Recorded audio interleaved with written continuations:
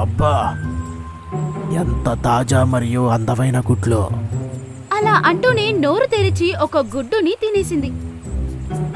ఆహాహాహాహా, ఈరోజు లాటరీ లభించింది.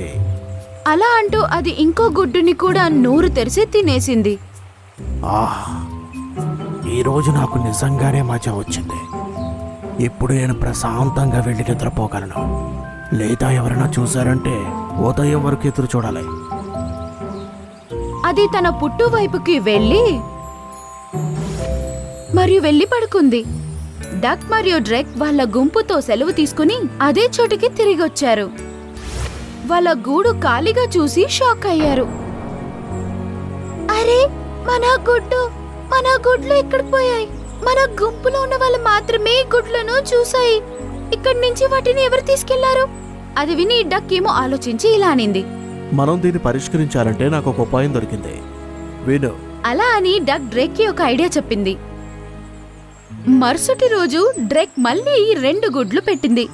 రోజంతా ఇద్దరు అక్కడే ఉన్నారు. సాయంత్రం అవడానికి ముందే డక్ ఇలా అనింది, డ్రేక్, నాకు చాలా ఆకలిగా ఉంది. తినడానికి ఏదైనా తీసుకొద్దాం పదా. కానీ మన గుడ్లని ఇలాగే ఎలా వదిలేసి వెళ్ళగలము? నిన్నలాగా ఎవరైనా తీసుకెళ్లిపోతారేమో. నా దగ్గర ఒక ఉపాయం ఉంది. అలా అని చెప్పి డక్ కొంచెం గడ్డి నోట్లో తీసుకొచ్చి ఆ గుడ్ల మీద వేసి ఆ గుడ్లని దాచేసింది. ఇప్పుడు గుడ్లని ఎవరూ చూడలేరు. మనం ఇప్పుడు వీటిని వదిలి ధైర్యంగా వెళ్ళవచ్చు. అది చూసి డ్రెక్కి సంతోషమైంది.